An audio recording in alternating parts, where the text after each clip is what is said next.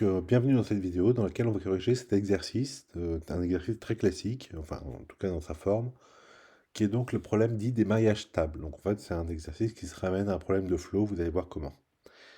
Donc on considère une soirée de type speed dating, donc on a 5 jeunes hommes et 5 jeunes femmes qui sont invités, et donc à la fin, ben, ils notent leur attirance réciproque, leur attirance mutuelle. Donc on voit que Achille et Cléopâtre, ça a bien marché entre eux, mais Achille aussi avec Juliette, avec Fanny, alors que Cléopâtre, elle, c'était avec Achille, César et puis Marius. Et ainsi de suite. Roméo, il se voit soit avec Juliette, soit avec Fanny, Marius avec Cléopâtre, etc., etc. Et donc le but, bah, c'est de trouver un ensemble de cardinaux maximum de mariage stable, stable dans le sens les deux personnes, enfin de mariage possible, les deux personnes s'attirent mutuellement. Alors la première étape, comme vous voyez sur le dessin, eh ben, c'est simplement de créer des sommets qui représentent les différentes personnes. Ok, maintenant on va mettre des arcs pour représenter l'attirance possible. Donc par exemple Achille, on sait que il aime bien Cléopâtre. Alors attendez, je regarde. Il aime bien Juliette et Fanny. Ok, Achille aime bien Juliette. Achille aime bien Fanny. Enfin, l'attirance réciproque. Alors je mets des arcs, hein, vous allez voir après que ça. Bon, on pourrait mettre des non orientés, des arrêts, c'est pas très grave, mais on verra après. César, lui, c'est Cléopâtre ou Chimène. César, c'est Cléopâtre ou Chimène. Bon, le reste, je le fais hors caméra, ça sert à rien que vous regardiez. Et voilà, donc je viens de terminer de mettre toutes les petites flèches qui vont donc des hommes vers les femmes, mais encore une fois, ça n'avait pas vraiment d'importance. Le tout, c'est de relier comme il faut. Donc je vérifie, Achille, il a trois amoureux, enfin, il est amoureux de trois filles, César de deux, Rodrigue de trois aussi, d'accord, Roméo de deux, et Marius de deux aussi. Donc voilà, et normalement, bah, de l'autre côté, ça doit aussi coller. Voilà. Ok. Alors, ensuite, qu'est-ce qu'on fait? Bah, on veut donc un problème de flow max, hein, d'accord? Donc on va rajouter deux sommets. C'est comme dans l'exercice précédent que vous aviez vu. On va rajouter un sommet ici qui va être donc la source. Hop, je vais agrandir un petit peu, pas trop. Il est tout moche. Bon, hop, qui va donc être la source. Allez, vas-y petit coco. Hop. Donc ça va représenter, vous allez voir, la source de l'amour. Et de l'autre côté, le puits. Bon bah le puits, hein. Voilà. Et je vais donc représenter, bah, je vais relier la source. Donc le problème, hein, vous ne pouvez pas le deviner comme ça, mais on va relier donc les différentes, enfin la source aux tous les hommes. Ok, donc je le fais pareil en caméra. Et voilà. Donc ceci nous donne un beau réseau de transport. Alors qu'est-ce que ça signifie tout ça? Donc en fait, qu'est-ce que je veux? Je veux moi qu'il y ait des mariages stables, le plus grand nombre de mariages stables. Alors en fait, je vais mettre toutes les capacités que vous voyez à 1. À quoi ça va servir? Bah, parce que Achille, il va avoir le droit d'avoir une amoureuse, d'accord? On va le caser avec quelqu'un. Comme ça, si on lui envoie un dos, bah, il va choisir soit ici, soit ici, soit ici. Vous avez vu que dans l'algorithme, alors on pourrait très bien mettre la moitié, mais en fait, dans l'algorithme de Fulkerson, on essaye à chaque fois de compléter au max les arcs, d'accord? À chaque fois, on essaye de saturer un arc.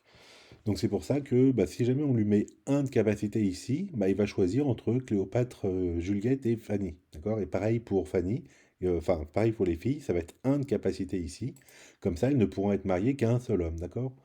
Comme il n'y a qu'un de tuyau ici qui sort, elles ne peuvent pas récupérer plus de un de flot à l'entrée. Ok? Donc voilà, donc toutes les capacités sont à 1, et ben maintenant on va appliquer l'algorithme de Faraday-Fulkerson. Quel est l'intérêt?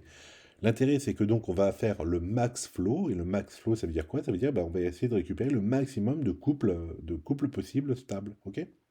Alors comme ici toutes les capacités sont à 1, en fait, c'est pas la peine que je m'embête trop à faire des numéros. Je vais simplement changer la couleur pour dire, voilà, hop, lui, bah, il va être saturé. Par exemple, voilà, je vais mettre direct comme ça. Pouf, on est d'accord que ça me fait un premier truc, comment ça s'appelle? Une chaîne augmentante, ok? Et puis je l'ai directement saturé parce que c'était 1 les capacités, donc bah, j'ai fait passer un et c'est tout, ok? Pareil, je peux continuer avec César, allons-y. César, bah, il peut plus aimer Cléopâtre puisque Cléopâtre s'est déjà pris avec ça, avec Achille. Donc ça va être avec Chimène. Et Chimène est casé. C'est fini. Pouf. Non, c'est raté. C'est pas en rouge. Voilà. On continue. Rodrigue. Est-ce qu'il peut faire quelqu'un déjà? Oui, avec Juliette. Alors c'est parti. Rodrigue. Pouf. Juliette.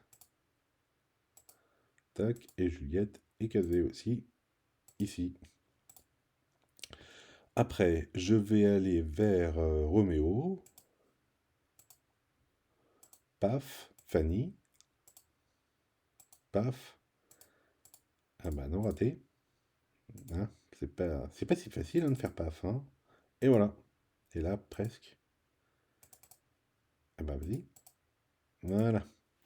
Ok. Et maintenant, Marius. Marius, bah alors, bah, il peut soit avec Cléopâtre. Non, non, elle est déjà prise. Soit Fanny. Ah non, elle est déjà prise. Bah voilà. Et c'est là où on va utiliser donc l'algorithme de Ford-Fulkerson et surtout trouver la chaîne augmentante avec l'arc retour. Alors je vous laisse, je vous propose de mettre en pause et que vous cherchiez un petit peu quel est l'arc retour. Moi aussi, je vais le trouver. Alors, la chaîne augmentante, enfin une chaîne augmentante au cas, c'est pas forcément la seule. Hein, moi j'en ai trouvé une, c'est celle-là. Alors je l'ai mis là-haut parce que sinon je vais pas la retrouver facilement. Donc je pourrais partir de la source, aller à Marius, oui, parce que je peux augmenter de 1. De Marius à Cléopâtre, oui, je peux augmenter de 1. De Cléopâtre à Achille, ah, je prends dans le mauvais sens, oui, mais c'est pas grave, je peux diminuer de 1. De Achille à Juliette, ah bon d'accord, alors oui, je peux augmenter de 1. De Juliette à Roderick, oui, je peux diminuer de 1. De Rodrigue à Iphigénie, oui, je peux augmenter de 1. Et de Iphigénie au puits, oui, je peux augmenter de 1. Ok?